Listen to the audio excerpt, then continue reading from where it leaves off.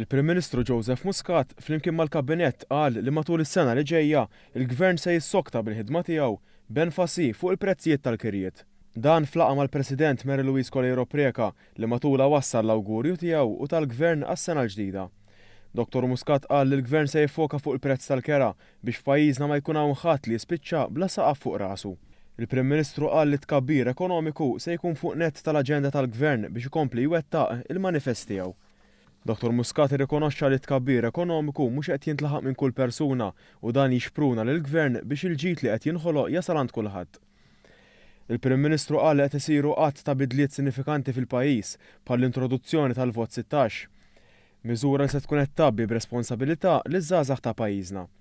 Dwar l-andament tal-istrina, Dr. Muscat qal li l-poplu Malti ma ħallix iż-żerrija tal-firda u l-mibeda tinbet f'qalbu. Il-President faħret il-fatt li se jiġi indirizzat il-faqar waqt li qalet li f'Malta kulħadd qed iħoss li bħala pajjiż mexjin il qudiem.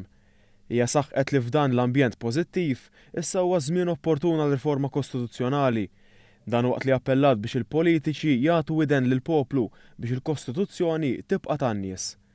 Il-President laqgħet ukoll lill-membri parlamentari mmexxija mill-Speaker Angelo Farrugia kif ukoll lill-membri tal-Ġudikatura. Waqt li faħret ix-xogħol tagħhom tal jżommu d-demokrazija ħajja, fakret fl-ilmenti tal-poplu għad-dewmien tal-proċessi tal-qrati. Hija appellat għal aktar għarfien dwar dawn il-proċeduri biex il-poplu jkun jista' jagħmel kritika bbażata fuq punti kostruttivi. Lill-membri parlamentari appellatilhom biex iservu ta' eżempju għall-poplu, speċjalment fuq il-fenomenu tal-midja soċjali, fenomenu li ddiskrivitu bħala post fejn wieħed jaħbi wiċċu u joqgħod jgħajjar lil dak li jkun.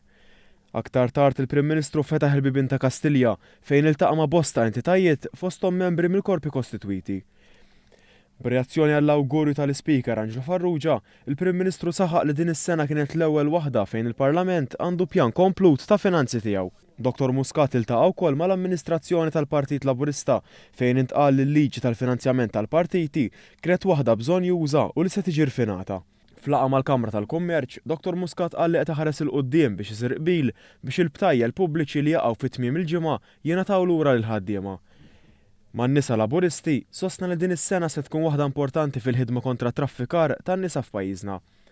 Intant flimkien ma' martu s-Sinjura Michelle Muscat, il-Prim Ministru ltaqa' wkoll ma' mijiet ta' persuni mill-pubbliku li xtaqgħu jawgurawlhom is-sena tajba.